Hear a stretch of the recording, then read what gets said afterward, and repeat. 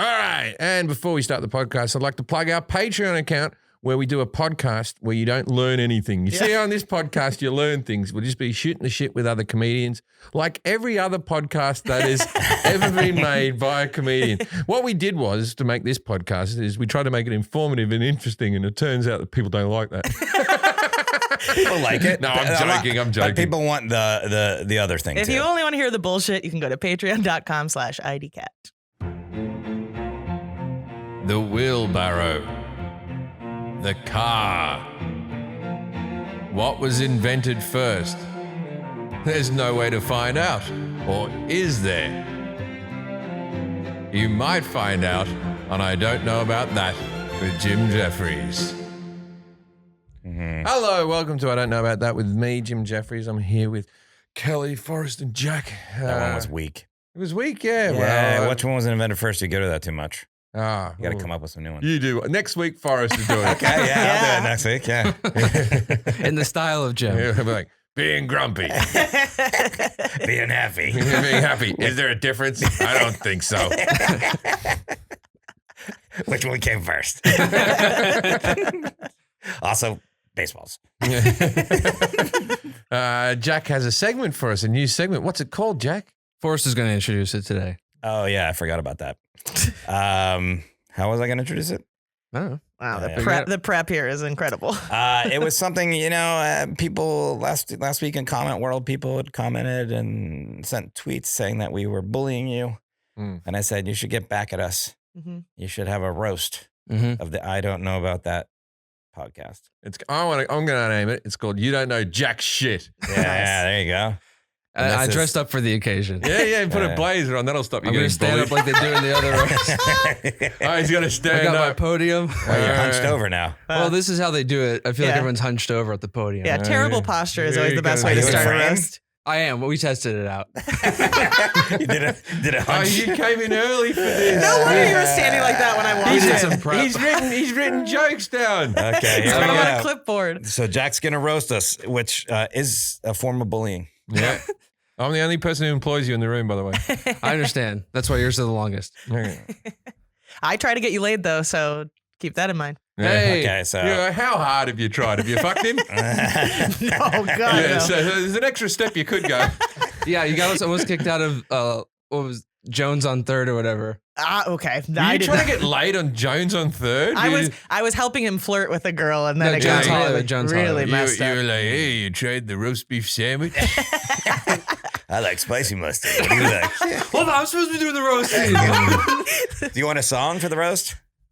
Hey, welcome to the first annual I Don't Know About That roast. Don't do that. Here's With your your host. host, Jack Hackett. Hey, everybody, it's me. Well, Kelly's here tonight with all of her tattoos on display. I mean, geez, Kelly's got more ink than a fountain pen. I feel like I could kill an afternoon with just one of your arms and a ball of silly putty. Oh, Wait, explain. you got so much ink like newspapers and silly putty. Oh, you could pick the ink up. But you know, Damn, I'm never gonna live that down. just kidding. You know, thanks for coming out. You're a good sport. Kelly's got more tattoos than a cave. What's his voice? It's my roast voice. I'm from a Friar's roast. Okay. Hey, Forrest is also here. You know, he just rescued a dog, and he has to teach it how to be less aggressive towards people, which can't be going very well. Forrest teaching how to be nice? What's next? Forrest teaching portion control? Oh, That's a good one. That's good. I can you're down some That's pounds. right. Keep Yeah, eating that's- those vegan candy bars. Oh, yeah, you had a vegan candy bar when you played golf. It was the a other day. protein bar. Yeah, it's very good. He was that good. It's pretty good. Pretty good. It's not great. It's not as good as a real candy bar, but it's pretty good. Dense. Yeah. And finally, the man of the hour, Well, we're Jim gonna get Yeah, Jefferies. Jefferies. one joke each? You got two in there. Okay. Okay, that was a You good got- one. I like yeah, that. it's good, It's yeah. better than Kelly's. You know, it's been great getting to know you over the past few years, but Jim, I gotta say it, you're a baby.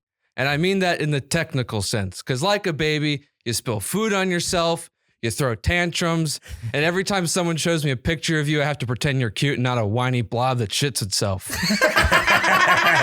Now, Good one. I will be honest, Jim. It was hard coming up with a roast for you because I didn't want to offend you. You got such thin skin. Well, it's been. And to be honest, I don't know what's thinner, your skin or your hair. Oh, wow, Jeez, that hurt. that was really mean. That's very hurtful. Took it too far. That was very hurtful. I'm kidding. Whatever you're doing's working. You're a bald, thin-skinned person. Jeez. Oh, that really hurt. Someone needs to bully Jack. Oh, God, let's read an ad. Do you need a pick-me-up this Valentine's Day? It's my birthday. Free stuff is the best. Fuck me. But free stuff that will ignite your Valentine's Day is even better. Check this out. When you go to adamandeve.com and select almost any one item, you'll get 50% off. That's 50% off. The price of the item, not the item. You're not going to get a stumpy little dildo. You'll get the full-size dildo at a regular price. Probably has a nice thick skin on it. That's amazing by itself. But here's where they load on the free stuff. When you enter my exclusive code at checkout, IDK, it stands for I don't know, IDK, not only do you get 50% off one item, but you also get 10 tantalizing free items. 10 items is a lot. Oh, baby. I assume they're things that coexist with the item you've got. You're not going to buy like a pink pussy to fucking, they're going, here's a big black dick. You know, they're going to just go. You might. They're going to go, he's into pink vagina things, and, you know, they might go the other way. You don't buy a maid's outfit and they go, here's a gangbang porn. They're going to keep it all sort of in your arena. It's fun, though. Man, it's fun. First, for your viewing pleasure, 6 free movies. It might be gangbang. Yeah. It might be some nice movie. That might be Shawshank Redemption in there. What if it's just Airbud, Shawshank Redemption, Reservoir Dogs, and Debbie Does Dallas? 6 free movies. Shawshank Redemption. Next, the free mystery pack. I've always thought I do porn names for fun, right? Different names. Downton Abbey. What's your porn name? I've got Going Down on Abbey. Yeah, that's a good one. Yeah. Yeah. Okay. Next, a free mystery pack that includes an item for him, a special toy for her, and something we know you'll both enjoy. So I assume that's a prostitute. So you get a sex toy for him, sex toy for her, and something you'll both enjoy. I don't know what that is. Silence. Yeah, probably. A morning after pill. Plus free shipping. Woohoo! Now that's a lot of free Valentine's Day stuff. So head over to adamandeve.com and be sure to use the code IDK to get all your free movies and your free stuff for him and your free stuff for her. Again, that's IDK, because without it, you won't get any free stuff. No free stuff. So put in IDK into Adam and Eve and enjoy your Valentine's Day. Hey? Oh. Missouri. We've spoken about it before on the podcast, but never with this much passion. You, for the people from Missouri, when you're about to hear this ad, you're going to get value for money, I tell you. Because I like your jewelry. I'm obsessed. My wife wears your jewelry. She liked the jewelry before they gave us a free bit of jewelry. She's got a necklace really? she's wearing. She likes it more than the bloody engagement ring. Oh, she already liked it. And yeah, okay. she loves it. Fairly priced. I got it for free. It can't get fairer than that. That's pretty damn fair. Fairly priced, handcrafted, ethically sourced, and made to last. Minus the traditional markups. You know, the traditional Hanukkah markup. And Christmas. yeah, Christmas markups. All the traditional Martin Luther King markup. Traditional jewelers launch seasonal releases, the Martin Luther King range. Yep. Missouri drops new products every Monday of the year. Every Monday, you go on their site, you go, oh, God, I'm feeling a bit down. I got the Monday blues. Check out Missouri. That'll cheer you up. You'll go, oh, yeah, new earrings. Feel better. From 14 carat solid gold staples, that's for if you have a stationary kit, you want to have a real, you want to really spruce it up, and you get those solid gold staples. Cha-ching! That's when into you know the you're thing, rich. and you look at it and you go, thanks for that, Jack. It's lovely. It's holding it together very well. I don't think that's what that is. I think it's like the staples of their. I read that wrong. Yeah. 14 karat solid gold staples for men. Oh, okay. It's different things, rings and jewelry and whatnot. Collection featuring sterling silver and titanium pieces. There's something for everyone, whether you're a titanium, a silver, or a gold person. This Valentine's Day, Missouri's got you covered. They've got you covered. Valentine's Day's on the horizon. Can you see it? There it is. And lucky for you, Missouri got cliche-proof gifts that'll long outlive chocolates and flowers. Fuck, they knew what I was going to send. That's all I do. You get if you marry or date me, you get flowers, and then you get a handbag, and you get a pair of shoes, and you get a bit of jewelry, and, And we then a rotate. house. We rotate that through and a house, and we rotate that through the year. Oh God! I have to walk home because they've got the car. From small tokens to grand gestures, shop at one of their 6 curated Valentine's Day gift guides for swoon-worthy gifts that are made to laugh. Well, you ever swooned? Do you don't feel like a swooner? I'm not a big swooner, no. When was the last time you had a good swoon? I was probably a teenager. Who was your childhood crush when you watched the telly and the movies or whatever? Who'd you go, oh, I wouldn't mind a piece of that? Devin Sawa was the first penis I saw. All right, Devin, who's he? Oh, I don't think we should do this on the ad. No, I'm not talking about a real person. Like, who's your fantasy crush? Yeah, Devin Sawa was an actor. All right, Devin Salvo, right? Sawa. If Devin Salvo gave you a bit of Missouri, think how much better he'd even look. Don't miss your chance to pull off that Valentine's Day and hashtag 39's Day grand gesture you promised last year. What does that mean? That's a typo there. You didn't. Oh, Don't miss your chance to pull off that Valentine's Day grand gesture you promised last year. Look, for all jokes, let's put aside all the jokes. Put them aside. They're aside. That was an ad read, not the jokes, but yeah, put them aside. Missouri. I got some sex out of you.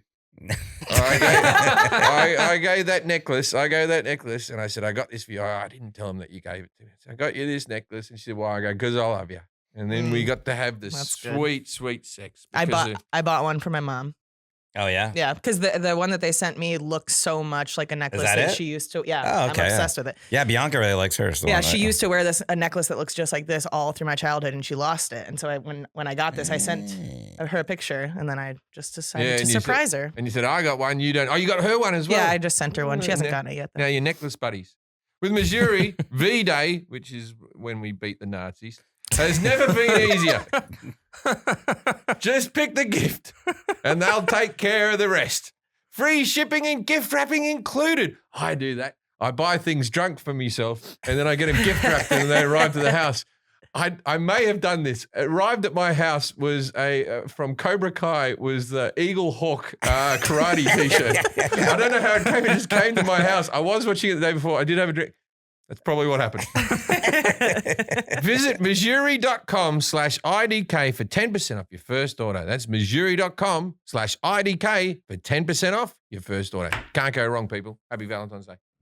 Okay, please welcome our guest to the podcast today, Toby Muse. G'day, Toby. Yep. Hey, thanks for having me on. Now it's time for... Yes, no. Yes, no. Yes, no. Yes, no. Judging a book by its cover. Judging a book. Let's by not its even cover. comment that we got it right. I don't even mention it. That Yeah. we got it. You just mentioned you got it right. Shit. Ruined everything. Jack and I are both doing thumbs ups. We have Crushed it. We have a theme song to this segment called Judging a Book by Its Cover, and we've never done the intro right. We just did it right there, and then Jim mentioned it, so it's still wrong. Yeah. That's how you know you're professional, when you have to point out the times you do that We right. finally did it correctly. Okay, so Toby's here. Ask away. Ask any questions, yes or no, or yeah. See. All right, just from looking at Toby's room, he has a hat on the top of his bookshelf there that I assume you never wear. Because how can you get to it?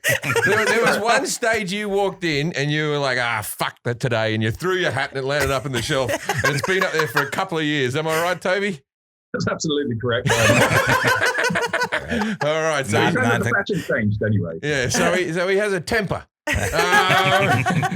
Toby's a book reader. He's got a lot of books. Okay, so I'm going to say that you're an intellectual. So I'll say, do you work at a university? No, God, no. God, no. Oh, God. No, not since the inquiry. Okay, is your field of expertise something involving the human body? No, Is it, I wouldn't say that. No. do you involve history? No, not really. Oh, okay. Is it something, you don't know me, but is it something that a fellow like me would do on the regular? Oh, mate. I don't know. I mean, It's serial killers. Not in such an extreme way. You wouldn't. Okay, this what we're actually talking about. Mm. You wouldn't do, but you are interested in it, and it has affected your life in a way. You're an expert on women. definitely. Here, I'm going to give you a hint. Okay, it's 2 words. What we're talking about today, right? And LA has a lot of both of these. One of the things people don't like, and one of the things people do like, the words. Oh, dog shit. No. People hate shit. They love dogs in this town, and there's true. both. Yeah, but that's not. Okay, something else that We there's should a do lot. an episode on dog shit, though. Yeah. Well, it used to be everywhere, wasn't it? It was everywhere. You used to step it on the regular, and then people started picking it up. It's hard to find these days. Come to my neighborhood. Not okay. One thing that there's a lot. Both of these there's a lot of in LA. One thing a lot of people like, and one thing a lot of people don't like. What is there a lot of in LA? Vegans. No. Oh, movies. No. When you get the right word, I'll tell you. No.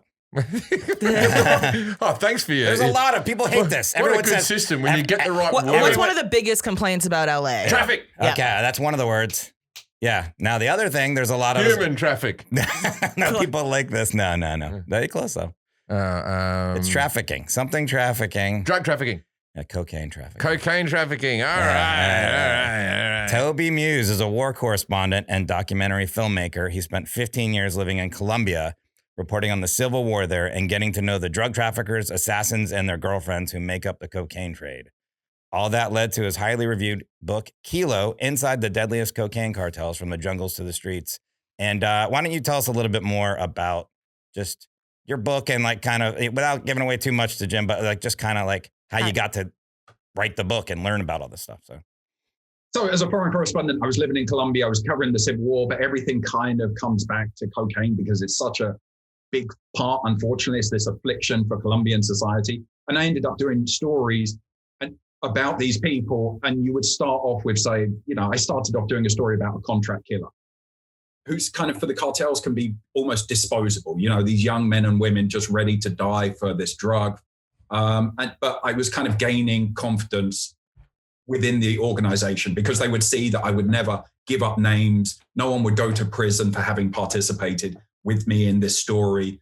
And by the end, I kind of got to know this drug trafficker who basically just said, he kind of enjoyed hanging out with me. And I just based this book around all of these people who I met. And I wanted to tell this story about the people that you don't know, the people outside of Colombia don't know about. For instance, the witches. There's witches involved in drug trafficking who cast spells. Oh, don't say too much because I might guess witches in the next bit. You're gonna guess witches. And that was it. And I wanted to write this book really kind of showing the people involved in this trade because there's all of this human stories on the front lines of this drug war, on the front lines of the cocaine war.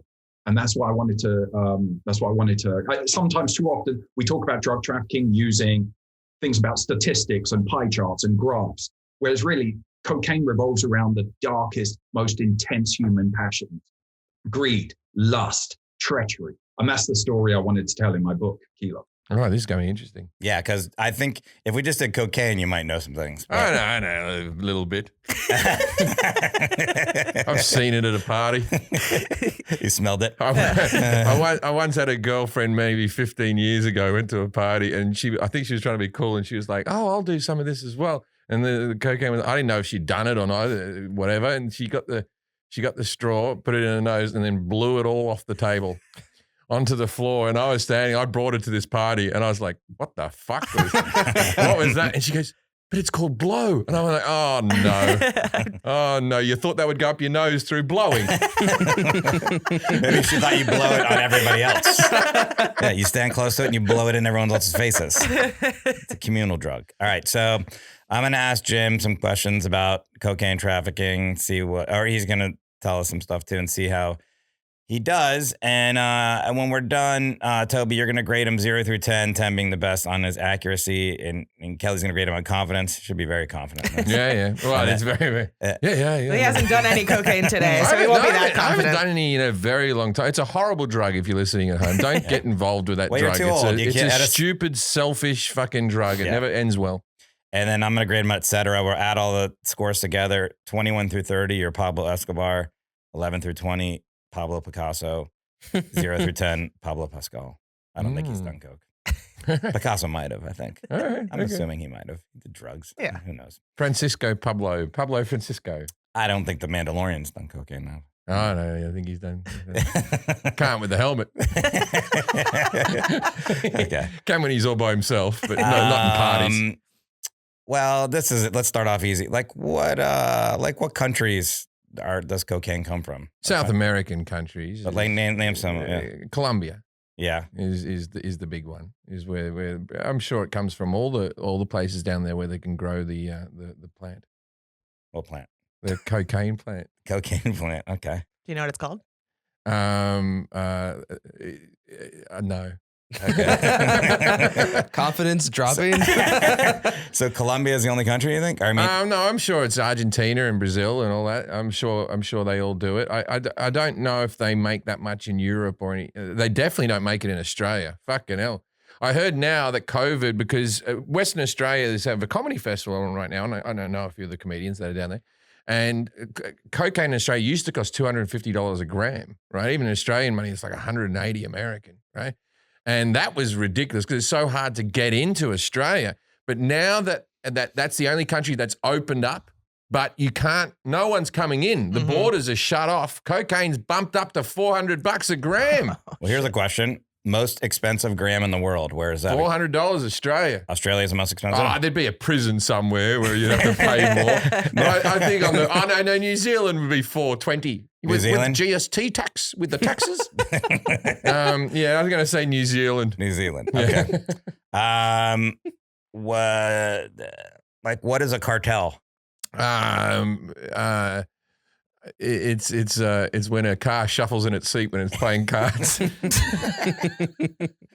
Wow, you really It's the people who run the whole drug business, from the people who the families that organize it, to the people who they get to employ to take it over the border, and it reaches as far as the cities that it actually gets to, where there's people working for the cartel over there, and they they're a network of people who run the drugs.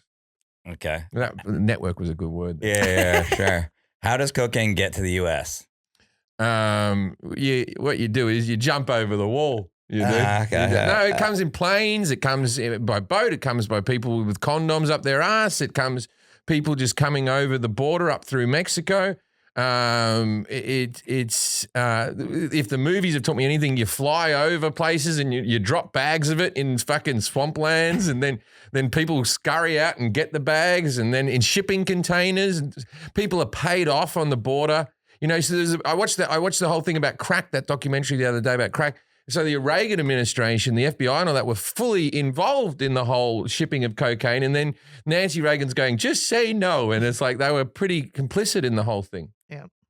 Okay, so you said mules, right? Yeah, mules. I didn't say that, but mules. We know about drug mules, yeah. Yeah, well, so... If you want to be a drug mule on a plane, what you do is you wrap what's the average amount that they swallow the balloons? How many balloons? Oh, I've watched a lot of Locked Up Abroad. So what would happen is it's a lot. It's like 20 parcels of the stuff that they have to poop out. 20 like balls. So how much does it come out to? I'd say there'd be 4 8-balls to a thing they swallow, and then 4 times 20. 108, 88 balls is what they swallow. 88 balls. Okay. And then, and what you were going to give some, you were going to talk about drug mules? You can say something. Yeah, well, there's the people who fly it over and said drop it, and then there's the people who just drive it over the border and they do things like they fill their spare tire underneath the car or something like that. I reckon that most drugs probably get through. I've even saw things where the cartel want them to seize a little amount of drugs so a bigger amount gets through, so they send through a person and they ring forward going, catch this person, and they've got this bag full so the other shipment can get all the way through. So the government can look very proud of itself when it shows the photo of the table of drugs they just found when there's a whole fucking shipping crate that's gone through. Okay, so what are some, okay, yeah, you did that, okay. How many people die per year due to cocaine trafficking, or like? Oh, a lot, I imagine, ranging from people who just have the fucking condom explode in their fucking stomach to people who get shot coming over borders to people who are fucking snitches who get killed and all that type of stuff. So the actual figure, how would I know that? But I'm going to say to drug trafficking, 2,000 people a year die. Do you know how cocaine's made and like how long does it take to make it? Yeah, they make it into like, they crush everything up from the plant and they make it into cocaine plant? Yeah, the cocaine plant. Yeah. They make it into this fucking white liquid, and then they dry it out with like heat lamps until it crystallizes and all that type of stuff, and then they make it into the. How long does it take? I think it's a pretty big operation. You have to wear a gas mask in there. You can't have the fumes cracking off on you. Yeah. I'm going to say from farm to table. I'm going to say it takes 8 days. Okay. Do you know the name of the organization that deals with illegal drugs in the U.S.? Is that the one that bloody fucking Hank was involved with in Breaking Bad? What's it called? God, I know the name. I've forgotten it. Not ISIS is the immigration one. Fucking what's the one? I've forgotten. Okay. Can you name any famous drug cartels? Pablo Escobar and his clan. What was this cartel called? Pablo and the Fun Boys. That doesn't sound very scary at all. Pablo and the Pussycats. Pablo and the Pussycats. Okay, that's one. Great opening band. Any other cartels you can name? That's the most famous one. Yeah, definitely. The guy I used to buy it from in London was called Dave. Pablo and Dave. So check on Dave, see what he's up to. They've started a video game enterprise now. That's Dave and Buster. Sorry. Okay. What was the golden age of cocaine? Like, when was it used the most? The 80s were when it really like cracked off, where people were like, this is all right, this, you know. The 80s was the golden age of cocaine, but I'm sure people... What are we in now? We're in the 20s. There's been... So Goebbels, I believe, or was Himmler, one of the two was way into cocaine. And when Hitler was killing himself in the bunker, I think it was Goebbels, it could have been Himmler, was like sitting in his castle going, oh, I'm not worried. Yeah, we've still got this war. We've still got this. Don't worry about it. Like that. Before he was caught, he was completely fucking coked up. Yeah. But like people used to think that it was maybe like, you know, there was cocaine in Coca-Cola and there was the, it's not the Coca bean, it's the bloody, whatever, the Coke formula. So I'm going to assume that when they invented Coca-Cola, people weren't sniffing it. Maybe they were taking it in as a tablet or something for a thing to check your mood. It's like all drugs. We did a podcast on that. We talked about it. It's like all drugs. It starts with a pharmacist going, oh, does something different to you, right? And then a government comes in and goes, people are enjoying that too much. Stop it. Stop enjoying yourself. Right. But it's not a good drug. Don't take that. Okay. A lot of fun. And then who is the biggest consumer of cocaine? What country? I was going to say whites. I'm going to say the biggest consumer of cocaine. I'm going to say America. Is it per capita? I don't know. I'm going to say America because of the population. I've been to Asia. I didn't see anyone offer me coke. And also those countries like in Asia and stuff, the penalties are so big, like death, you get killed. I feel like it's probably less prevalent. And they also have opium over there. They were into the opium. They did the heroin. I feel like cocaine's a very, it's a very white person thing. Okay, a couple more questions. And we'll there's other stuff we'll talk about too, but we'll get into when was the war on drugs declared and which president declared it? Reagan declared the war on drugs. And so that would have been in the, let's say 84. 84. Okay. And then, okay. So Pablo Escobar was in the Medellin cartel. Yeah, Medellin. Yeah. Medellin, that's the Medellin, one. yeah. I know because they did that on Entourage. I don't even know why I'm Entourage. asking this question. I was going to ask you what cartel was dominant after the Medellin, but forget it. You didn't even know that. So we'll just It's the same way. Dave was My dominant. wife tries to show me animals being killed to stop me watching eating meat. Right? I don't want to see how the sausage is made. Right? Back when I bought cocaine, I don't want to see how that got to my table. Okay, so a couple more questions here. How much does a farmer who grows the plant that makes cocaine? How much do they make? Every harvest, let's just do that. Every time they harvest a hectare, you know? Okay, I don't know hectare, but let's say if a gram's $50, Yeah. I'm going to say that the farmer gets about $4 of that. Okay. Well, but each harvest that they make, How many grams is the harvest, man? We'll do the math. How about put it this way? He's gonna bring out his trusty counting system. Put it this way. Okay, let's ask this first question. How many times a year can they harvest the crop? I would say twice a year. Twice a year. Okay, so they have 2 crops a year. Yep. How much do they make off the 2 crops? $4 million a crop. The farmers. The farmers, and then the cartel make billions. Okay. I'll give them 10 million. All right. And then one more question here, and then we'll just get to it. Name some famous people that have taken cocaine. How about that? Oh, Dave. Love Dave. Dave. Famous people have taken supposed to do cocaine. the- Every actor you've ever seen on film. Name some people. Okay. Jim Jefferies. Okay, so Robert Plant. Yeah, he died of a heart attack young. There was coke involved in that. The guy who used to do the ShamWow commercial, they found him fucking cocaine in his system. The one with the beard who was like, yeah, gotta buy this stuff. He was always on the cocaine. I'm going to say. Any U.S. presidents? Donald Trump. You think Trump? I believe, I I don't want to get sued, but I believe Donald Trump has taken cocaine. I know Obama admitted to taking cocaine.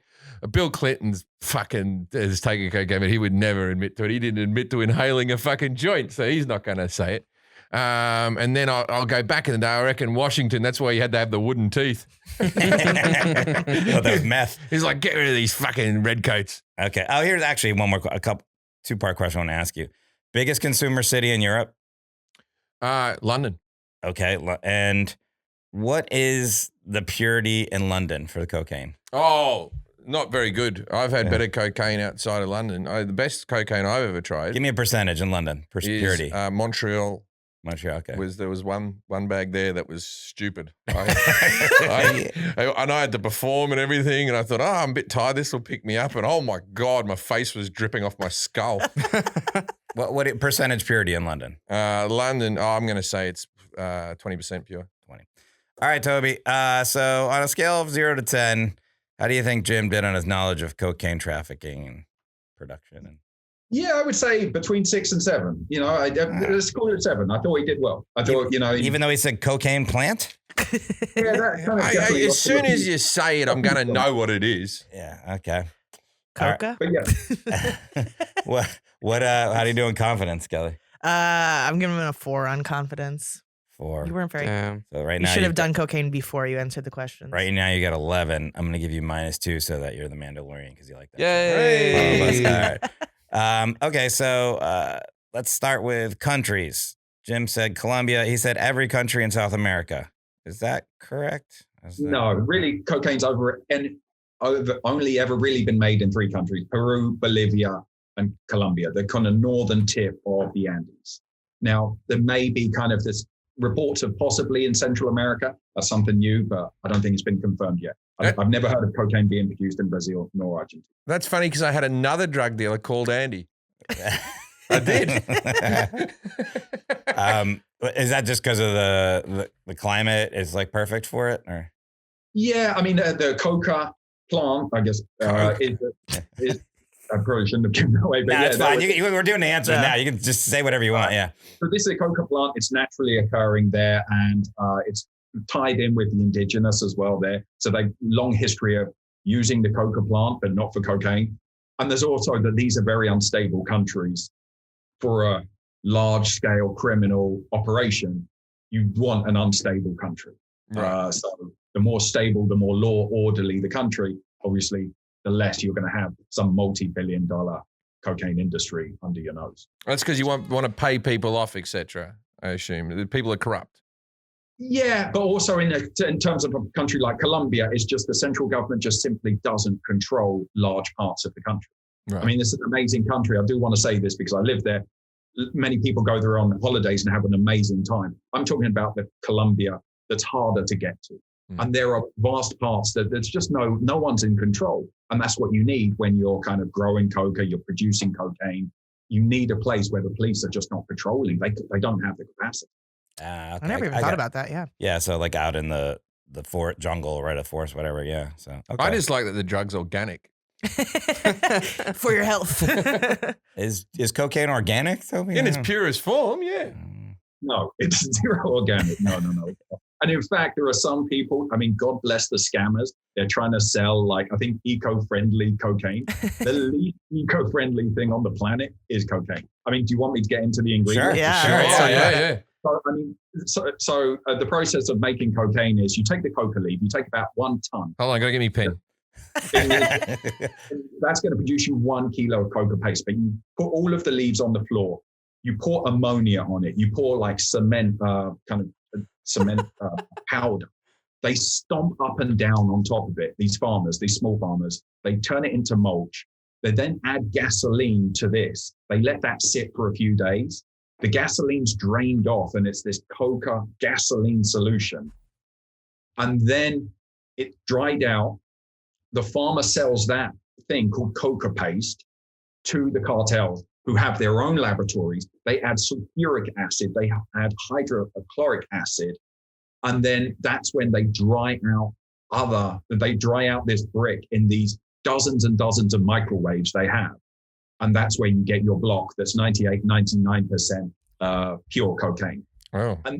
And it's very rustic, the whole thing. Like if you're thinking of Breaking Bad with this like German designed kind of laboratories, like everything like shiny. No, this is in the middle of the jungle, in the mountains. Everything's wooden and they're easily replaceable. If the army strikes at midnight and raids your camp, you build another one in 1 week's time.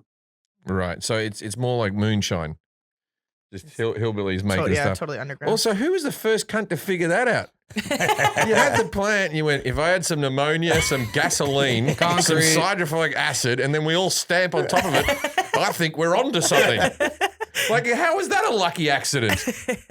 And it's kind of crazy that you'll leave in certain parts of the country, you'll get on these canoes that take you deeper into the jungle. And these farmers, these 60-year-old farmers are carrying entire cases of sulfuric acid. And one of them spilled on me as he was making his way down the canoe, which is like a bus. And I see this spot on my jean opening up. Acid is burning through like a scene in Alien or something. I've got to rip my jeans off before it burns in the skin. But that's what they're carrying around to make the cocaine. Wow. Yeah, well, could you smoke on that canoe? As well. So the coca leaves, though, I worked with a guy that was Colombian, and he brought us a coca leaf, and I remember him telling us, like, if you chew on it, it will numb your gums a little bit. So that's how I guess they knew, like, okay, there's some factor, there's something. It would have been so they figured out how to extract it. Because, like, isn't codeine is a derivative of coke, right? The painkiller. No, I don't believe so. Okay, I'll stop sniffing that then. It's a liquid. Don't do that. So the indigenous for thousands of years have been using the coca leaf, and they knew the properties were, it kills your appetite. It gives you a bunch of energy. So when you're walking in the Andes, and this could be like a month-long trip to get to another clan, you need this to keep walking. And it kind of gives you this kind of mild euphoria, the way they use it. They consider it a sacred plant. And they think it's sacrilege what non-indigenous do by turning the coca plant into cocaine, that they oppose it. And they've been using this for thousands of years. European investigators in the 19th century noticed the effects it has on the indigenous population when they start munching it, and they start analyzing it, but they don't really know what they've got. So you've got Sigmund Freud is a huge fan. He literally writes one paper called Uber Coca. And he says it gives you euphoria. It gives you, it kills your appetite. It makes you want to work without any hangover. He thinks of it at the time that it can help with one of his patients. He's trying to get off morphine addiction. So this poor morphine addict is given a version of cocaine by Sigmund Freud. The man ends up addicted to morphine and cocaine and shortly dies thereafter. This Sigmund Freud massively swings against cocaine. There is another investigator who makes the breakthrough, and it's cocaine as an anesthetic. That's when it becomes widespread in its use. Not recreationally, obviously, but doctors across. And at the same time, there's someone selling something called Coca wine, which is mixing coca leaves and wine. And again, promising a mild euphoria, kind of, giving you energy. And so that's around the turn of the 19th century. Wow. All right. So the indigenous people in the tribe, when they used to eat it and they used to suppress their appetite, they could walk for miles. I imagine they found that tribe, and at night they were really cool, and in the morning everyone was sad and in bed. In the morning, it took a long time to get that village up and running. Up at night, they're like, I got to solve the worst problem. The restaurant had like the 2 p.m. breakfast. Yeah. So you said it takes a ton of the coca plant to make 1 kilo? Is that what you said? Yeah, a ton of coca leaves well. And the leaves are picked by coca pickers who were hired by the farmer. Now, when you say a ton of leaves, like a leaf is a very light thing. Physically, how much does it look like? Is this room a ton of leaves or like what? Yeah, I mean, imagine just that big corner where all of you are sitting, like pushed into the corner, and a kind of pile of leaves. It's not that impressive, a ton of leaves. Oh. Right. So it's basically like spinach. Yeah. You get it out of a bag and then you put it down. You go, I don't think I'm eating much vegetables here at all. Yeah. Exactly. Yeah. I mean, it's not that impressive. It's a big mound. It's like, they're tiny leaves as well, so they don't take up that much. Are all the leaves just as effective, or does it have like a marijuana type feel to it where, you got your leaves from up in this mountain, that's where the good stuff is, or is it pretty much the same thing? No, there are different strains of coca, and that's been important in the cocaine industry because they're constantly evolving. So they're looking for the most efficient one that gives the best output. And there are different strains of coca, and they've focused in on that in recent years. Okay. And then, so I asked Jim, like the farmers, how much they make. He said they do 2 harvests a year and then they'll make $4 million from that. How'd that go? Yeah, no, you're a little bit off on that one. There's 4 harvests a year, and each harvest, to make a kilo of cocaine, which is roughly what they make each harvest, they make $200 per kilo of cocaine. Such bullshit. That doesn't feel like it's fair at all. So much labor and like risking your life for this, and they're like, "Here's $200." I mean, obviously, and you're contributing to killing people. Yeah, you like morally, it's bad. Well, they aren't, and they're just making it. They don't have the way to get it to the United States or Europe or anything like that, so they're just like, that's why. But I know, but like $200, it seems like so much fucking effort. You can't negotiate with Pablo and the fun guys. Yeah, that's true. hard to negotiate with it. You can negotiate with Dave. Not fun. And you should say why they do it. You constantly hear this when you're in the parts of the country. They say when they're talking about the farmers, no one's ever getting rich off this. They're surviving. And that's really, they're doing it because no other crop makes any sense. I was talking earlier about the minimum of law and order. These people are living in places where there's no bridges, there's no highways. Forget about that. I mean, I traveled one part to get to this coca zone. It took me 6 hours. That was a little bit along a highway and a little bit on a boat, an hour on a motorbike. When I checked Google Maps at the end, we had traveled 30 kilometers, 6 hours to travel. And so you think about him growing a ton of pineapple and trying to get that to market. It doesn't make any sense. I've done that in LA though, 30 kilometers. I've done that in a car, mate. Yeah, do an audition. And you did it for free. Where are we at there? So how is cocaine? Blah, blah, blah. What is a cartel? Jim said you had a kind of wandering answer there. But I think you had some facts in there. I don't know. Essentially the network of people who are in charge of the drugs. People who traffic the drugs. Yeah. And the families. I mean, that's kind of what it is, exactly. I mean, specifically, I think it's, a criminal organization dedicated to trafficking drugs. I thought you got that right. And so how many different cartels are there in South America? I mean, there's not countless, but it's not like gangs, but really cartels is, I think, a step up from a gang. A gang can be citywide or even countrywide. A cartel is an international organization. In Colombia, you're probably looking at 2. In Venezuela, there's reported to be one big one in Venezuela. You look at Mexico, there's probably, I'm not an expert on Mexico, but maybe 4 or 5 large cartels. But yeah, the cartel is really, has a stranglehold on the business. I don't think it would, the word would cease to have a meaning if you had a country with 10 different cartels in it. And they eat up the smaller ones. Do all the cartels hate each other, or some of them get along and some of them don't, or are they all at war? It's strange. If you take a city like Medellin, which is where Pablo Escobar was from, this phenomenal city, very artistic, but it's had this history of a crime. There are 3 cartels in that city, and they have this kind of uneasy relationship. They have spurred up in war in the past, and right now they have this truce. But people keep wondering, how long will the truce go? Because cocaine in the end wants a single king, a single queen, because it becomes more efficient. And when they're battling each other, they're not being efficient. The market's losing out because they're wasting time on violence. Right. And so Medellin cartel, after they, which is Pablo and the Fun Boys. That's how or what did you call them? Pablo and the Pussycats. Pablo and the Pussycats. Pablo yeah. and the Fun Boys. So after Pablo Escobar dies, another cartel takes over, correct? That's correct. Another cartel really becomes dominant, and that's the Cali cartel. And what's really interesting about them is that you have Pablo Escobar, who valued violence, always do business with the threat of violence. The Cali cartel said, we're going to be much more low profile. We want to bribe our way to success. So they cut back on the violence, but the bribery of politicians, of police officers, and that's their mark on the cocaine industry. And then the next cartel that comes after the Cali cartel is something called the Northern Valley cartel. And what's interesting about them is I interviewed one of their traffickers. He said, we took the violence of Pablo Escobar, the bribery and cunning of the Cali cartel, and we put them together, and we were the atomic bomb of cartels. Oh, wow. Northern Valley. And Northern Valley. That's who's there now?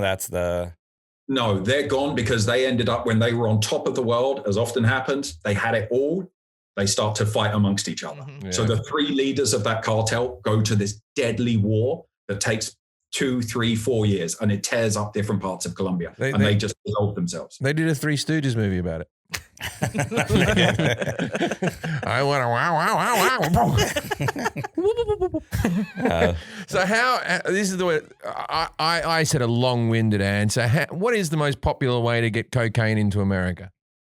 No, I thought you gave a good answer. I mean, because you touched on the drug mules, you knew about the bait and switch, which is this really sad part when, as you correctly said, they will send people, they'll phone up the authorities because the bigger fish is moving. That happened. You talked about the containers. That's also happening. The other thing I would say that you didn't mention is the submarines, which is a popular way of doing it. They're building their own submarines. Well, they're technically called. Is that how they get under the wall? And so these are going across the Caribbean and the Pacific Ocean, and these can carry 8, 9, 10 tons of cocaine, pure cocaine. And all they have is these little pipes above the surface to expel the engine smoke and bringing oxygen. And I've interviewed a man who did that trip, and he described it like a journey through hell. 10 days under the water. Any moment you think the thing could sink, and if it sinks, forget it, you're done. Whales will nudge them because they're investigating what they are. And that's what you're doing constantly under the fear that the US Coast Guard is going to arrest you at any moment. Everyone's just going mad on the exhaust fumes. You're eating crackers and tuna from a can. You've got a bucket is in the corner. That's for the 4 men. This is maximized to move cocaine. It's not for your comfort. You are sleeping, he said, you're sleeping on bales of cocaine. And there's no extra space in that thing. It's gasoline, you, and the cocaine. Now, is it like the mobs and all that type of stuff where you don't, like, the people in the cartel, are they on cocaine as well, or do they not, they don't eat their own product or take their own product? Well, this is something really interesting because they used to be a huge part of the cocaine industry is the parties.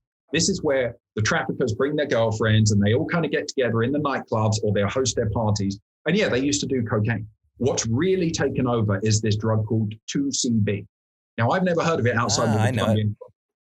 Right. So that is top amongst traffickers right now. It's even called pink cocaine. And they love that. And what's funny is it started off with their girlfriends, and their girlfriends were the ones who got the traffickers on that job. I don't Well, know the girls why. love pink, don't they? It just was this thing that these models just loved the 2CB. And they would say, hey, why don't you try this? And one drug trafficker I interviewed ended up with a serious addiction problem to 2CB. So what's the difference between that and a regular cocaine? Well, it's a synthetic drug. It's not pink cocaine. That's a kind of slang term. It's not a variant of cocaine. It's kind of like, imagine mixing ecstasy with cocaine. Mm-hmm. A mild hallucinogen.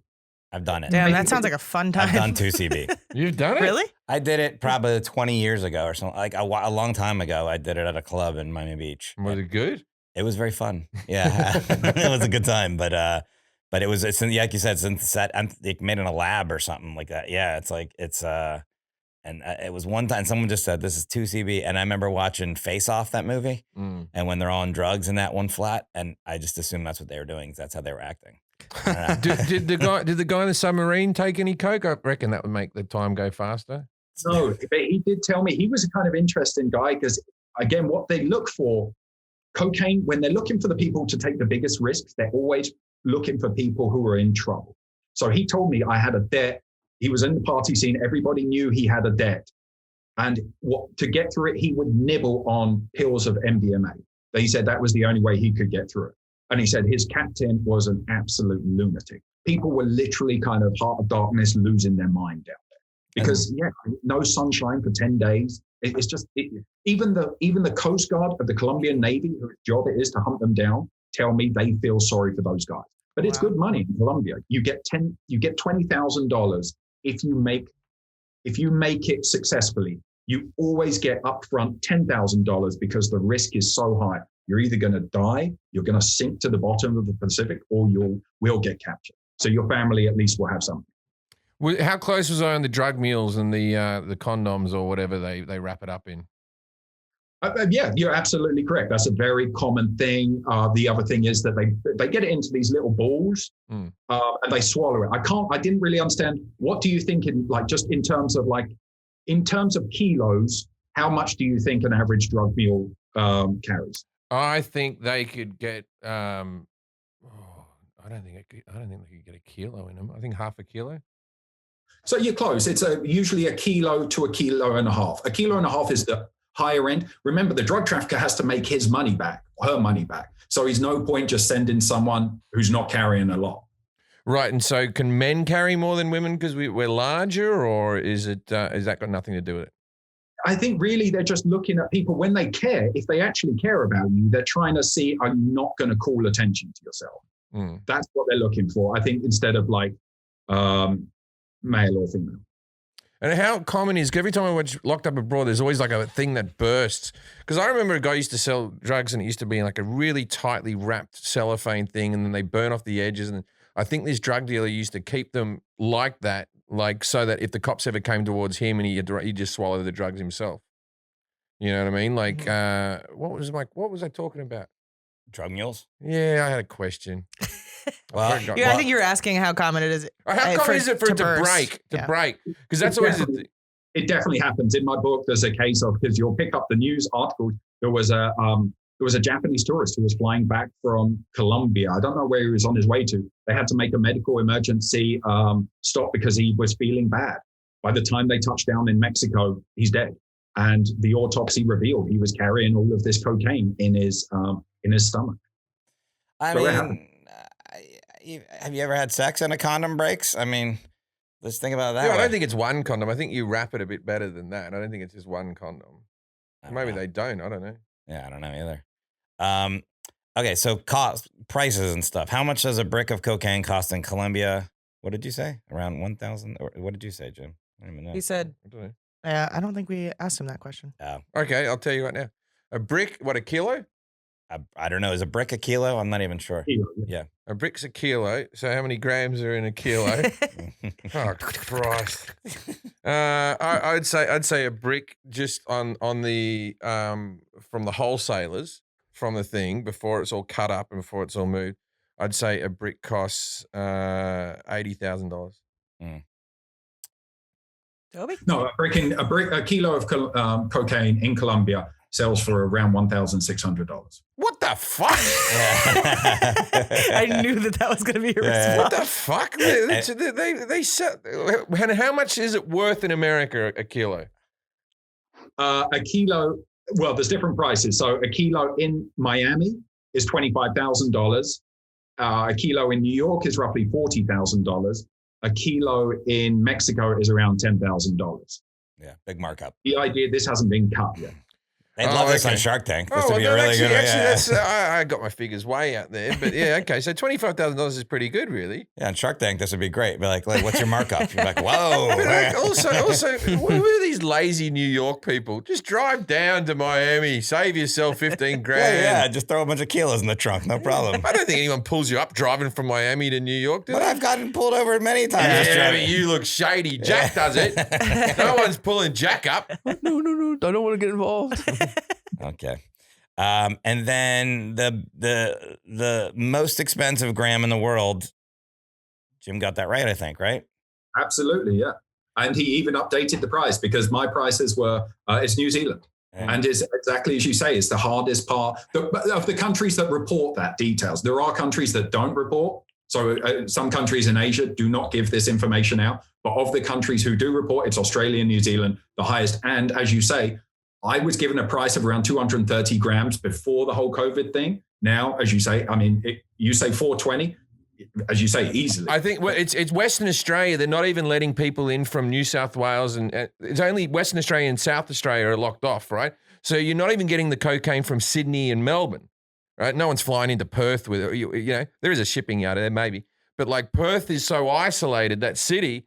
And now that's opened up, and they've got a comedy festival, and they've got all these people. And if you want to get cocaine, it's pretty scarce there right now. So people are paying through the nose. I'm sure Pun.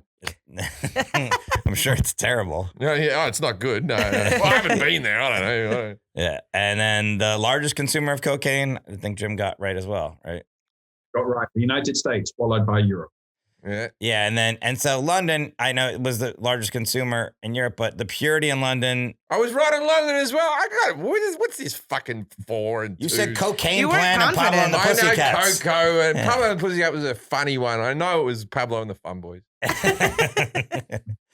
The purity in London, though, is usually around Between 30 and 40%. Yeah, at the moment, it's gone up. I mean, to his credit, though, in the past, it was lower. So those are kind of seem to be the latest figures. Oh, why has it gone up in value? Is it Brexit? Yeah. No, not gone up in value, gone up in purity. In purity, is the purity gone up because of Brexit? Is it like, this is British cocaine? We're none of these European. We have our sovereignty and our cocaine. We will fight them in the trenches. We will sniff them on the beaches. Yeah, I don't know. No, it's actually related to another answer. Should I just do it? Yeah. So there's historic amounts of cocaine around right now. There's never been more cocaine as there is right now. This is the golden age of cocaine. Yeah, this is And so What a time for me to give up. that's why the purity level's going up. So why has there never been more than now? Like the 80s, I would think the 80s is right, what Jim said in the answer. Like that just seemed like the bit, but why is now the golden, like? There's just more being produced in a place like Colombia. They had this peace process in 2016 and the government was supposed to take over all of this large parts of the country. In the end, the government just failed. It didn't get to these parts. And so these illegal militias turned up and they increased the amount of coca being grown. And so now we have more cocaine being produced than ever before. Has the And so legalization that affects purity. of marijuana lowered cocaine use because people have found a different vice? Like in the States, No, California, Colorado? I don't know if the overlap there, but interestingly, when I was interviewing this drug trafficker in Colombia, one day we were having lunch and he just out of nowhere said, hey, this legalization of marijuana, is that irreversible? And I said, yeah, I think so. And he got angry. And he said, why do they keep fucking around? Just leave the things as it is. The rules are good as they stand now. The drug lords don't want legalization of cocaine. Because if they legalize cocaine, they go out of business. Right. They make that fantastic profit because it's a black market. And they get to buy a kilo for $1,600 and sell it for $10,000 because of the black market. If you legalize it, you regulate it. You don't have those fantastic profits. So they oppose legalization. What countries is cocaine legal? I know Portugal has legalized all drugs, and anywhere else? I don't. Well, they've decriminalized, right? Decriminalized, yes, sorry. Exactly, which is different. So legalized, I think, would be you would go to the store on the corner and you could buy cocaine. That would be full legalization. I don't know of anyone that's done that. Decriminalized is if they catch you with it, they're not going to do anything. I think it's only Portugal at the moment. But more people are looking at it because we ain't winning the drug war. Yeah. If anything, we keep losing every single day. So if it got legalized, would they sell it at like Target? So right now, if you're doing cocaine, you're supporting a small business, and then it would turn into corporations only after Target, that. if you want to buy the tacky cocaine, I get my from Beverly Hills or a day of drive cocaine. Got the Cartier Coke. Support the mom and pop operations. We've asked this question in our first podcast ever. Uh-huh. When was the war on drugs declared and which president? And I got it wrong both times? yeah. All right. So It's Richard Nixon, 1971. So we're celebrating 50 years of the war on drugs. And we spent so much money and to nothing. It's gone nowhere. It's gotten nowhere. Just say no, kids. Yeah, I just feel like we could spend that money other places, like Buying drugs. Okay, so maybe we could talk about. I didn't ask this question actually. Who asked to be made? But I think you know this. Who asked to be made by said president a special agent of the DEA? Elvis Presley, Richard Nixon. He went to see Richard Nixon while he was high on every other fucking prescription pill you could take. He was like, I'm worried about the youth of America and they're taking these crazy drugs and the Beatles with their stupid haircuts. And then he went and he said to Nixon, he was obsessed with getting different police badges and shit, Elvis. And he used to wear them around. There's a lot of conspiracy theories that he was a secret agent and that's why he wore the big belt buckles because it had tape recorders in them. I read that one. That seems to be a real thing. Yeah. I don't think Elvis ever did cocaine. I don't think he ever did illegal drugs. It wasn't ever his bag. It was prescription drugs from Dr. Nick. And they used to, I bought a couple of things from an Elvis estate sale. I got some cufflinks and stuff like that. And I was going to buy one of his prescription bottles that said Elvis Presley on it. And like the thing, it was only like $100, but like, there's a little yellow. What would you do with that? I just thought it'd be a cool thing to have on the side of me bed. Keep your own pills in there. Keep my own pills in there and say Elvis Presley on the thing. And my dad went, that's bad mojo, mate. That's bad. He died, that man. He died. Don't do that. So my dad took me out of buying that. What, do you keep it by the side of your bed? Yeah, I have where everybody keeps their prescription pills. I have a couple of bits of medication on the side of my bed that I need. But you'd have to tell people to be like, hey, go look on the side of my bed. Like otherwise, me? Who are you talking to? I'd bring you up to the room and show you. You wouldn't just stumble across it. As soon as you got in my house, I'd be like, come and have a look at the Elvis bottle. Remember, you thought your cufflinks had gotten stolen. Yeah, I found them in the back of a thing. Yeah. They were behind a drawer. Yeah. I have a question. I'm a moron when it comes to drugs. What does purity mean? How can you have something that's 20% pure and it still works? Because they cut it with other things. And now there's a lot of, this is something that interests me, Toby. When they say, they go, it's cut with rat poison. Isn't it easier just to cut it with crushed up Panadol or just fucking generic shitty drugs? Why? Now they're going, it's cut with fentanyl. Why would they bother cutting it with things that can kill people? The drug dealers don't want to kill you. They want to keep a business up and running. So is this a myth or is this something what happens there? To start off, I don't really follow heroin as much. And I know there's a big overlap on fentanyl and heroin. But when it comes to cutting cocaine, the main one is baby laxative. Yeah, baby laxative. And so people who use a lot of cocaine will talk about the fact of, they end up going to the bathroom, right? I mean, that's part of the thing because they're being fed this laxative. Your drug dealer does not want to kill you. As you say, I mean, you are a steady client, right? Why would they want to kill you? They don't want to do that. So rat poison is just, I think these are the kind of stories that the feds come up with to kind of spook out, children, kind of get them all worried and stuff. I don't think that's very common. But people have been dying from the cocaine with the fentanyl in it. That has been a thing that's happened of late. I think the ex-boyfriend, I don't want to speak out, allegedly died. Yeah, allegedly died of Ariana Grande's Mac Miller. Yeah, and they said it was fentanyl in it. That might be just a rumor. I don't know. But yeah, so there has been fentanyl in Coke, or is that just a wives' tale? Is that? No, it could be. I mean, again, but yeah, I just don't know why someone would add another drug unless the drug is substantially cheaper, and they were thinking, well, it will mimic the high of cocaine. Right. I know in London they mix it with a lot of speed, for instance, which is taking one cheap drug. Speed's the drug of choice in Australia for most people because it's going to be made in a laboratory, so we can have our homegrown speed. And there's all the bikey gangs, they all have the labs and all that type of stuff. And speed's the thing. Speed and heroin are the big things in Australia that are more affordable drugs because cocaine's only for the extremely rich. So there you go. Yeah. Anyway, to answer your question, Jack. It's like purity is 100% pure, is 100% cocaine. And then they just mix shit in. And they cut it. And what happens is they cut it from, so the first bag of cocaine that you buy for 25 grand in Miami, the brick, it gets cut by the people who distribute it off into the quarters of the bricks to sell to those little drug dealers. And then it gets cut again. So by the time it reaches you, as he said, is about 30, 40% is what you get. I think I've only ever had 100% once.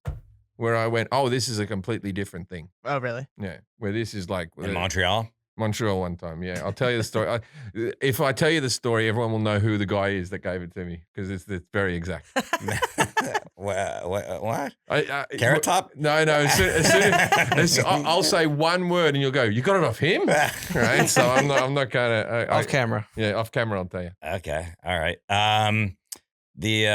Famous people that have taken cocaine. You said. By the way, if my son's listening to this podcast in 10 years' time, I will fucking kill you if you even touch this shit. The effects of the drugs won't get to you before I fucking will. So don't you touch it. It's bloody shit. It is. It's bad for you. Any kids listening in the car as well. Say no. Well, before we get to, so just since you're saying that, anyways, and I don't know if you know this or not because you were talking about statistics and stuff that you might not, but people that die due to trafficking each year, like, is there like a number that, I mean, Jim said 2,000, but. Which would definitely be more than that. I mean, it's impossible. So much of this is impossible because obviously it's an underworld. Yeah. But when you mix in the violence in Colombia, the violence in Central America, these are the most dangerous countries on the world, El Salvador, Honduras, Guatemala, then the violence in Mexico, and then let alone street violence between rival gangs in America. I would say we're running into tens of thousands of people dying because of cocaine. And how many people die from cocaine use? It's got to be massive because the heart attacks. Whenever you hear a person had a heart attack young, likelihood is that's what's. Sometimes people have heart attacks that were drug addicts and they're old. They've been off drugs, but they did so much damage to their heart. That's like, but good to know. The numbers are not comparable. When you look at heroin overdoses and cocaine fatalities, heroin kills so much more people than cocaine. I mean, there's a worrying trend of it getting higher because there's more cocaine out there, but it's not anywhere near what you see with heroin. And nothing beats alcohol, right? Alcohol kills more people, and cigarettes kills more again. But the violence with cocaine is one of the arguments people use to tell people not to do it because there's not as much violence anymore in the alcohol industry. I'm telling you, weed, way of the future. Yeah, wave of the future. Yeah, way of the future, weed, man. Yeah. You're completely converted. I'm a fucking pothead. It saved me from every other thing, every other vice I have. Alcohol, cigarettes, everything else gone. Weed. Yep. Weed still standing. Yeah, and it's legalized now. So and it makes me eat I ate 6 lobster rolls. Whoa! On Monday, 6. I had 2 pounds of lobster. It was the most solid shits I've ever done. They were coming out pink. Right? I remember on Monday you're like, do I have anything on tomorrow? No. We're getting high tonight. I said, I'm getting high tonight. And I called up Cousin's Maine Lobster. I bought the kits. I love Cousin's Maine Lobster. And I bought the kit and then I bought an extra pound of lobster because I like to really fill me rolls, right? And I ate $175 worth of lobster rolls all by me in one sitting. I kept going back and cooking them. And I've never seen my shits. They're so solid. I'm dying on the toilet at the moment. So much protein. So that's what weed will do to your kids. It's not safe either. Don't do anything. Stay off drugs. It's best just to sit in a house and just watch your telly and just move your legs a bit. That's how you're going to live a long life. Stand up every hour. Yeah. Famous people, Jim said Robert Plant. I don't know what he said. Probably did. Yeah. The ShamWow commercial guy, Donald Trump, Bill Clinton, Obama, and George Washington. No, well, there's plenty. You name me a celebrity, I'll tell you whether they did or didn't. Pablo Pascal. Did. Yeah. It's probably safe to say that any celebrity has done it at least once. I'll tell you ones Allegedly. that haven't. fucking, I don't reckon Dolly Parton's ever been on it. Yeah, maybe not. She seems pure. She's too folksy. Yeah. Oh, no. Actually, Dolly probably had some fucking party where someone was sniffing it off her tits. You seem skeptical of the Donald Trump thing, but it's rumored that he's been taking, because that's why he like shits his pants and has to wear a diaper now. It's been rumored that he's been at parties and stuff like that. Yeah. I'll tell you why he sounds like a cocaine guy. I've known of a couple of pretty girls in my life who have said to me that they were offered money to go to Donald Trump's house, not to be a prostitute or anything like that, because Donald just wanted pretty girls at the party, right? So if you start like paying, I need 50 hot girls at my party, right? You got to keep them entertained. Yeah. You can't just come and hang out with me and I'll sort of go, oh, big, massive, having fun. You got to do something, because otherwise they're just going to stay for the 2 hours and fuck off. Right. Jack has just texted me something that an error that I've made the entire podcast. What? The guy that plays the Mandalorian, I've been calling him Pablo Pascal. His name is Pedro Pascal. Did Luis send that to you, Jack? And then No, I thought we're gonna beat the comments to this one. I called him that. Oh god. We're 100% not, because somebody's already commented before getting to the end of the episode. Hey, if you listen this far, delete it or I will. Well, we should bleep over that. Pascal, he played the Mandalorian. Yeah, I didn't know who you were talking about. I was just all right. I didn't know who you guys were Just talking say about. Pedro now. I We'll thought you were put it talking over. about Pablo Francisco. No, the guy that plays the Mandalorian, his name is Pedro Pascal, not Pablo. So what happened to Pablo? I don't know. That's a guy. Maybe it's his brother. Cocaine. He's on cocaine for sure. He died from cocaine. Oh, fuck me. All right. But Obama admitted to doing cocaine? I never knew that. Yeah, he admitted to trying it in college. Okay. I believe. Do you agree with that, Toby? Yeah, it's in his autobiography. Yeah. And it's to his credit, as you say, like Bill Clinton had this thing, I didn't inhale, and everyone's like, we know you lied. Obama just took it, said, yes, I did this. And once he just owned it and was so honest, his enemies couldn't use it against him. Yeah. He just said, yeah, I did it then. Move on. What more is there to say? Look, I know. I heard he smokes Marlboro Reds. Anyone who smokes Marlboro Really? Reds has tried the hard stuff. Does he really? Well, that's what he smoked back in the day. Was Jesus. Marlboro Reds. Yeah, that's the real hard cigarettes. Billy Joel said that because you watch Piano Man, he's got like a cigarette on the thing, but Billy Joel's like an alcoholic. I'm going to get sued by so many people today. Just say allegedly and we're good. But allegedly, Billy Joel's a guy who drinks a bit, right? Yeah. And he used to smoke, but he still sings, drinking and singing. But he has voice. His voice is so solid. He does so many concerts, and he still sounds the same, even his age, Billy Joel. But he did give up cigarettes, and he said that the last cigarette he had was when he had to go to the White House to play a party or something like that. And then Obama said, "Hey, you want to come out and have a cigarette?" He hadn't smoked in 10 years, and he's like, "It's fucking Obama. I'll have a fag. Cigarette." I think I've had a Marlboro Red once in my life, and I threw up almost immediately. It was just so harsh. You got to be a cowboy. So That's what gross. my mom smoked Marlboro Reds. Oh yeah, they'll get you. All right, so this is a part of the show, Toby. By the way, let's just say the name of the book again if you're interested in reading more about this. Fascinating stuff, and it just the access you had too was amazing. It's called Kilo: Inside the Deadliest Cocaine Cartels from the Jungles to the Streets. I'm looking at it on BarnesandNoble.com, but I'm sure it's available everywhere.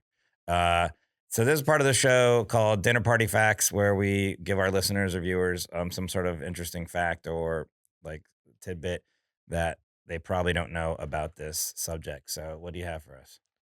So in the 80s, Pablo Escobar, at the height of his power, this is when he's rolling, he's on top of the world. He builds himself this huge hacienda, this huge farm estate, right? And it's called Hacienda Nápoles. And in it, he builds a theme park. And he invites people from his city. He says, the public areas you can come. As part of this, he builds a zoo. Now, these men were just like thrive on being bandits, and just whenever they can, they enjoy breaking the law. It's a point of principle for them. So he starts bringing in illegally these animals from Africa. He brings in zebras and he paints them brown to make them look like donkeys. And he brings in 4 hippopotamuses. They take to this lake in the middle of this Hacienda Nápoles, the estate, and they thrive there.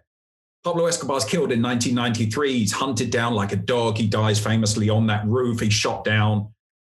The entire state of Nápoles falls into disrepair. I mean, literally like some sort of abandoned Ozymandias kind of thing, right? You wander around, houses are half destroyed. The hippos are thriving. That they are just continued. They mate and mate. Now, after like 40 years, they think there could be up to 80 or possibly 100 hippos. It's the largest wild population of hippos outside of Africa. And they're all inbred as well. They're all just like, I'm a hippo. They're very dangerous, though, hippos. Yeah, they kill more people than any other animal, the hippo. Yeah. Exactly. But now, because they're territorial, what's happened is a bunch of them, like the original, I don't know what you call them, the original OGs. Exactly. They're still there. And because Colombia is such a lush environment, anything thrives there. But they don't have any natural predators. They've been imported. So they're taking over this, but the males would fight in the lake, and then they would then go off, taking some females. When they lost the fight, they would then move on. So they've taken over parts of Colombia's largest river, the Magdalena River. And the fishermen now know to have to look out for them. And every month, you'll see another fisherman with a cell phone video of some enraged hippo charging his canoe. And the Colombians don't know what to do about it, because it's a question of time before one of these hippos kills somebody. They sent a hunter about 12 years ago. They had a hunter pay a license to track these hippos. But at the time, the hippos weren't such a problem. So the hunter would speak to the fisherman and say, hey, look, I'm just looking for it. I just want to investigate. The fisherman said, oh, yeah, Pepe. We've named him Pepe. He lives down there. The hunter went and killed him, and the fishermen were outraged. But now there's a huge problem. And yeah, the population is just going to keep growing. Also, they're so enraged, they're like inbred cocaine-fueled hippos. The most dangerous kind. It says here, hippos, the adult hippos don't really have any predators, but when they're younger, Nile crocodiles, lions, and hyenas. That's about it. So there's nothing that's taking down a hippo in. We could have a few hippos in Australia. The crocs would get them. Yeah. What was the theme park? There's a theme, like rides and stuff. Yeah, rides. Yeah. Yeah, like before Jurassic Park, he builds this huge life-size statues of dinosaurs. He had the zoo. He had like water slides.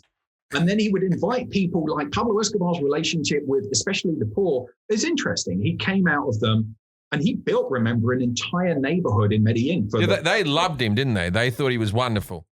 A lot of poor people really did. And when you speak to them, they say during the time of Pablo, those who if you didn't have a job, it's because you didn't want to work. There was money everywhere, like in honest work. I mean, like being a plumber, being a driver, because there was so much narco money. And today, the old timers, you sit and have a coffee with them, and they'll tell you, man, during Pablo, everyone had a job. And now, I struggle, I can't. So it's this kind of, there is a duality to that image of Pablo Escobar. Some people think he's the worst. Other people think he's kind of. But is that the old people romancing the situation? Because you're from London, right? So you know about the Cray twins, right? Yeah. So I have a Cockney mate who's a comedian, and we came outside after a gig, and it was pouring with rain, and he said this sentence. He goes, "This wouldn't be happening if the twins were still around." Right, which says to me that like they romance, like, oh yeah, they used to keep the law and order, didn't they? It was better when they were around. So was it really that good when Pablo was around, or? No, but I think it tells you more about how brutal life is today and how struggling people are, and the lack of jobs and the bad wages. You're right, because during the 80s, those wars, when they got into it, the Medellin cartel and the Cali cartel, there were car bombs everywhere. The fight against the police, Pablo Escobar would put a price on the policeman's head. He said, for every person who kills a police officer, just bring me any sort of evidence, I'll pay you $1,000. The police from that time will talk about hearing a knock on their front door, looking through the top window with the lights off and seeing their fellow policemen knocking on the door, coming for them. So they caused chaos in that city. So I think you're right. It is romanticizing a very dark, violent era. All right. Well, thank you. Thank you for being on the podcast. Is there anything else? No, I'm just going to say the book is called Kilo, Inside the Deadliest Cocaine Cartels from the Jungles to the Streets by Toby Muse. Is there any social media handles that you like to use or anything that you want to? Yeah, I'm on Twitter at Toby Muse, TobyMuse. Okay, great. If you're ever at a party, ladies and gentlemen, and someone comes up to you and goes, there's only wild hippos in Africa. Oh, I don't know about that. Good night, Australia.